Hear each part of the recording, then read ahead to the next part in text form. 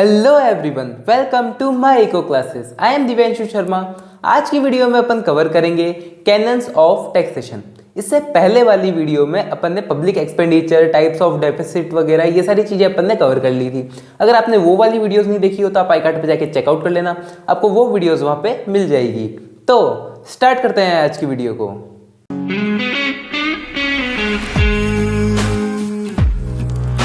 Start करते हैं अपन cannons of taxation से।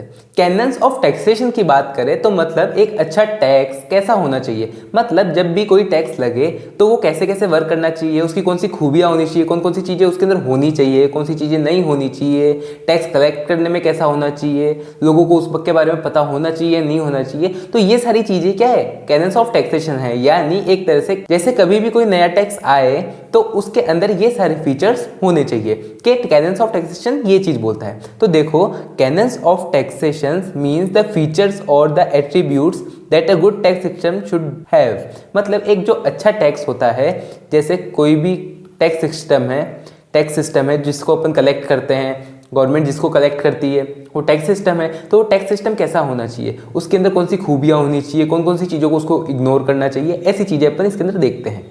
ठीक है, तो अगर अपन बात करते हैं एडम स्मिथ की, तो एडम स्मिथ ने कैनन्स ऑफ टैक्सेशन डेवलप किए थे। मतलब कैनन्स ऑफ टैक्सेशन बताए थे कि एक अच्छा टैक्स कैसा कैसा होना चाहिए, उसके अंदर क्या क्या चीज़ें होनी चाहिए। और वो कब बताए थे, 1776 के अंदर इन्होंने कैनन्स ऑफ टैक्सेशन दिए थे। किसने दिए थे, एडम स्मिथ ने दिए थे। Adam Smith introduce 4 cannons of taxation.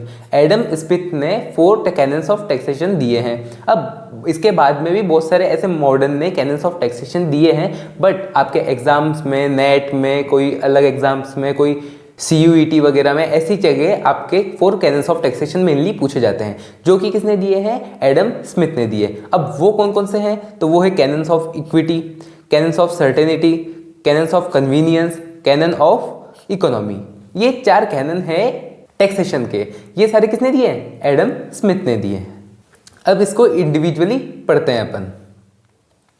सबसे पहले बात करते हैं कैनन ऑफ इक्विटी की। कैनन्स ऑफ इक्विटी मतलब जो भी टैक्स लग रहा है, जिस पे भी टैक्स लग रहा है वो सब पे बराबर लगे।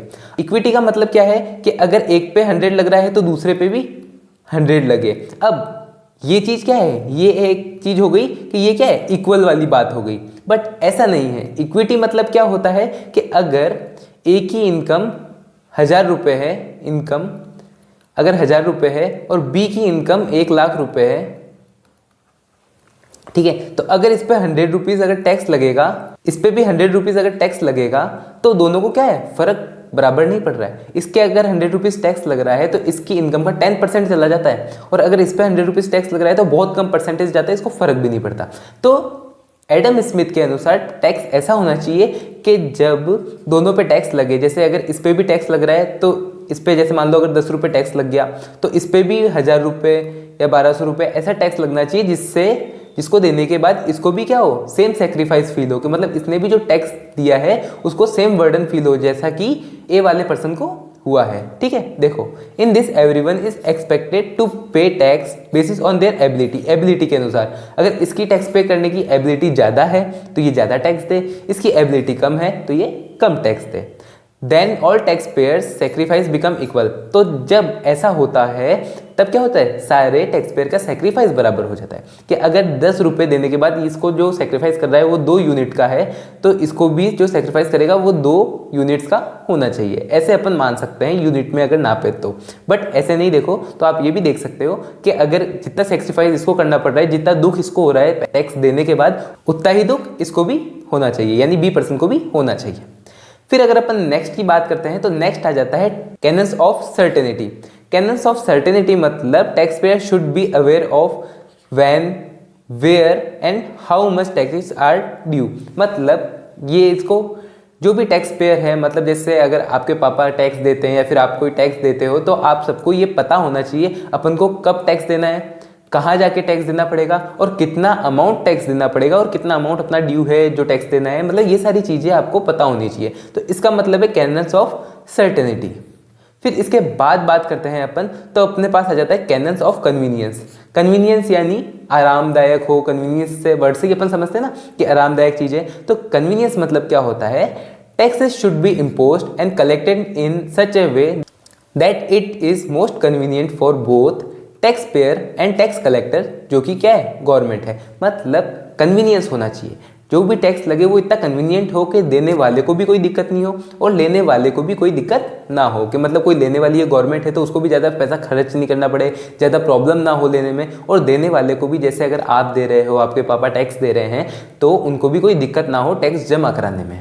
ठीक है, फिर उसके बाद अपन बात करते हैं लास्ट जो है कैनन ऑफ इक्विटी, किसका है, एडम स्मिथ का है। तो ये 4 एडम स्मिथ के हैं। तो this canon suggest that the cost of collecting taxation should be kept to a minimum. मतलब कलेक्ट करने का, जैसे अगर कोई भी टैक्स अपन ने लगाया, यानी गवर्नमेंट ने कोई भी टैक्स लगाया, तो उसको जो कलेक्शन कॉस्ट होती है ना, कलेक्शन कॉस्ट, वो क्या हो, बहुत कम हो।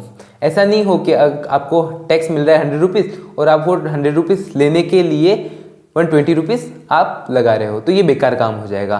और ऐसा भी नहीं होना चाहिए कि 100 रुपीज़ अगर टैक्स मिल रहा है तो 80 रुपीज़ तो आपको लगाने पड़ रहे हैं वो टैक्स को कलेक्ट करने के लिए। नहीं, ये होना चाहिए मिनिमम, जैसे 10 हो जाए, 12 हो जाए, 15 हो जाए, मतलब जितना कम हो सके उतना कम होना चाहिए। ऐसे बहुत ज़्यादा नहीं होना चाहिए, और अगर ज़्यादा होगा तो इसका मतलब कोई मतलब ही नहीं है कि जितना टैक्स मिल रहा है आपको, लोग सेक्रीफाइस कर रहे हैं, उससे ज़्यादा तो आप खर्च कर दे रहे हो।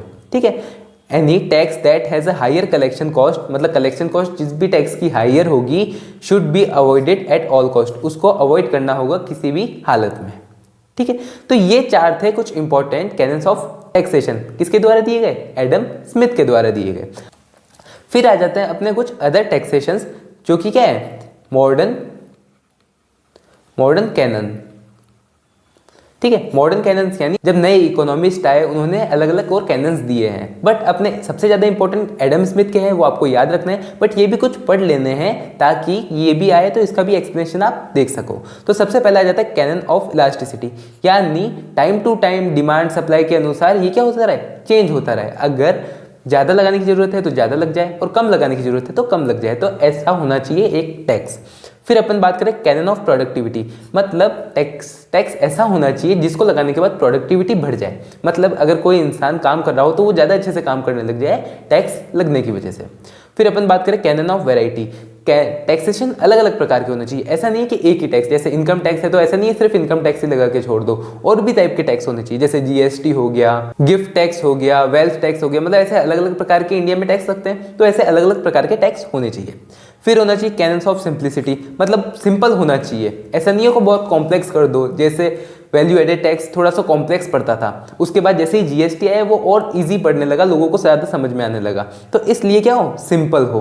फिर कैनन्स ऑफ फ्लेक्सिबिलिटी, जब चाहो आप उसको बंद कर सको, जब चाहो उसको आप लगा सको, और कब भी चाहो उसमें करेक्शन कर सको, ऐसे टैक्सेशन होने चाहिए। तो ये थे अपने कुछ कैनन्स ऑफ टैक्सेशन जो अपन को ध्यान रखने चाहिए, यानी गवर्नमेंट को ध्यान रखने चाहिए, और गवर्नमेंट ध्यान रखती भी है इन चीज़ों का जब भी कोई नया टैक्स इम्पोज करती है या फिर कोई भी चीज़ बनाती है। तो होप आपको ये वीडियो समझ में आई होगी, अच्छी लगी होगी। अगर आपको ये वीडियो समझ में आई हो, अच्छी लगी हो, तो वीडियो को लाइक कर देना, चैनल को सब्सक्राइब कर देना। कोई भी डाउट हो, क्वेश्चन हो तो आप कमेंट बॉक्स में इजीली पूछ सकते हैं। अपन मिलेंगे नेक्स्ट वीडियो में। Thanks for watching.